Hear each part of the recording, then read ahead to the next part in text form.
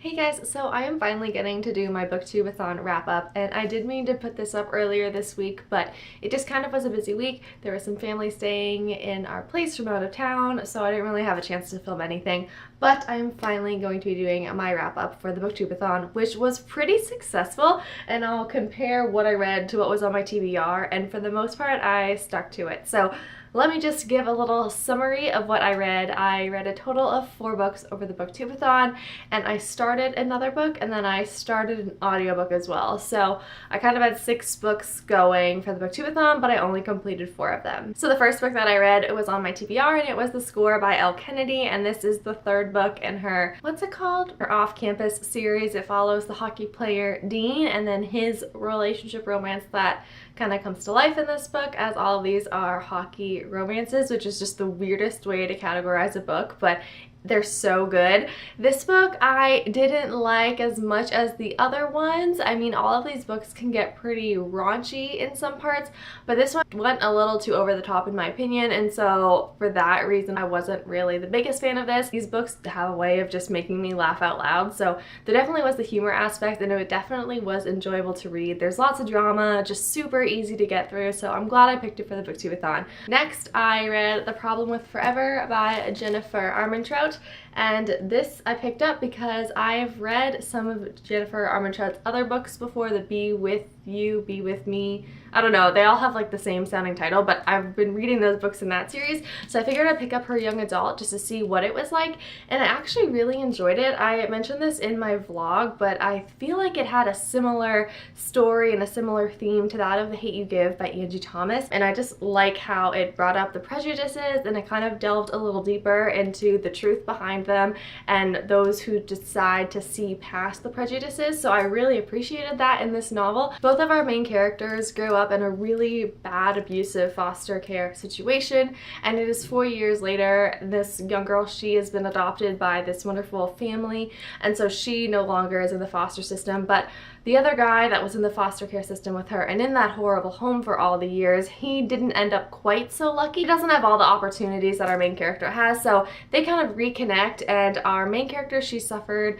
from mutism from this trauma that she's experienced, and she's just kind of getting over it. So this actually is the first year that she's gone back to high school. She'd been homeschooled prior because just had severe anxiety and couldn't be around any people and couldn't talk to people, so she was homeschooled until this time. So she's coming out of her shell, and I really like that we get to see a lot of character growth with our main character, because obviously she's overcome this very traumatic event, but she's really pushing herself to just get out there and be herself and live her life, because she's kind of felt captive to the trauma of her past for so long. So I really liked this. One thing I have to say though about this book was that I found it to be a little bit too mushy gushy in some parts. It was a little bit awkward and cheesy sometimes, reading about how this girl would just look at this guy and how, I don't know, every stereotype and cliche would kind of happen. For some reason I felt like this was done a lot in this book, and I didn't really like that, but I still enjoyed the book overall. Now the 3rd book that I read was What Light by J. Asher. I did not like this book if you saw my vlog. It was really short, so I read this book for the challenge of a cover because I was supposed to read everything that was on my TBR, but it did not come in the library during the BookTube-A-Thon, so I picked this book up instead because everything was meeting my cover / hyped book, and this book I just got solely because of the cover when I was in the library. And guys, it was not good. First of all, it takes place at Christmas, so it should be one of my favorite books. I feel like I should be the person who would love this book, and the fact that I didn't love this book really makes me feel like there's not many people who could. I didn't even look up a review before I read this. I didn't know anything about it before I read this, but it was just very boring, and I cannot believe that it was J. Asher, the same author who brought us 13 Reasons Why, wrote this book. And then on Saturday of the BookTube-A-Thon, I reread Harry Potter and the Philosopher's Stone by J.K. Rowling, and this is my UK edition, so I wanted to reread this, and this pretty much hit every single challenge besides the ones that I didn't decide to complete. So yeah, I loved this book. I mentioned it in my vlog, but rereading this first novel was so sweet and so wonderful. It was such a good reading experience and such a good rereading experience. That's what I just love about the Harry Potter books and just about really good books in general, is that you can reread them and they get better over time, because not only are they good, but you also have the nostalgia associated with the books. So it's compounded goodness, which is like wonderful that books can actually get better with time. So this one is so good. It is so dear to my heart. I'm definitely gonna try to reread at least the Philosopher's Stone, Sorcerer's Stone, maybe once every other year or once a year, because it's just so wonderful. I just wanted to mention one of the books on the TBR that I didn't even start, and that was Night Film by Marisha Pessl. And I only did not start this because of how massive this book is. I did not realize it was this big when I put it on my TBR. This book is almost 600 pages. I knew that I wasn't going to be able to finish it in the BookTube-A-Thon, so I just decided that I would wait to read it after. So I did not touch this book. And one book that I did started to read on the final day of the BookTube-A-Thon, and I think on like Friday I started it, but then I read Harry Potter and the next day I read this one, was Heartless by Marissa Meyer, and I actually finished this earlier this week.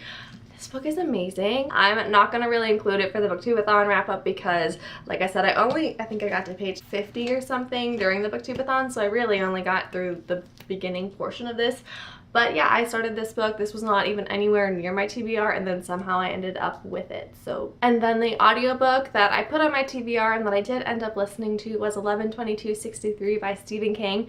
Now, I didn't come close to finishing this novel because it is very long, and for some reason this week I didn't have much time to just sit and listen to an audiobook. I think I only got through 3 hours of this book over the week, which really isn't that much in comparison to how big this novel is, but it still is so good. I'm going to finish this for sure because it's really a cool story about time travel, and I'm really just kind of scraping the surface on how the time travel in this book works. I just really love reading about time travel in general, although it does frustrate me to no end because it can get very confusing.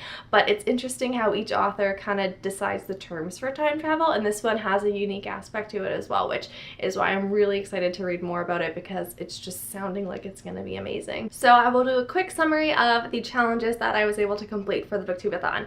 I read a book with a person on the cover that was met through The Score by Elle Kennedy and also Harry Potter and the Philosopher's Stone. I read a hyped book, Harry Potter and the Philosopher's Stone. I read a book in one day, Harry Potter and the Philosopher's Stone. I read a character very different from you. I mean, this book met it all, but witches and wizards, etc. And then I did not finish a book completely outdoors because I live in Florida and it is tooting hot outside. That would be absolute misery. I'm sorry, not for me.